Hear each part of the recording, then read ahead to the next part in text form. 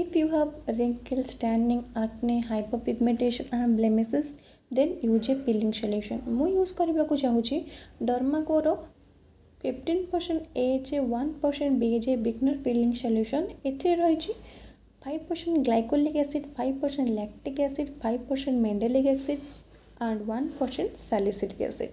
या यूज करने बहुत सहज.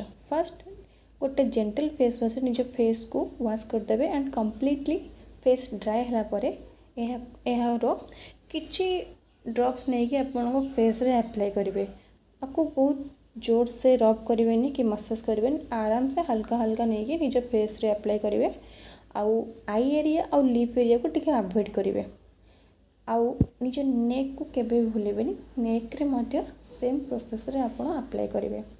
नेक रे आउ फेस रे अप्लाई कर सारा परे आपको 5 to 10 मिनट मैक्सिमम रखिए. ताठू अधिक टोटाल भी नुहे. तापरे आपको आपण ठंडा पानी रे वॉश करदे. देखि पड़ते वॉश कला पर मो मुहटी संग संग केते ग्लो करूची. ए आपण गोटे इंस्टेंट ग्लो प्रोवाइड करिवो. मुह धो साला परे आपण गोटे मॉइस्चराइजर फेस रे अप्लाई करेंगे. आउ नेक्स्ट डे सनस्क्रीन लगेगा केबे भी भूलिबेनी. एटा मोस्ट इम्पोर्टेंट. जदि आपको भिडियोटी भल लगी थाए ताले लाइक शेयर एंड सब्सक्राइब करेंगे. रहुची जय जगन्नाथ.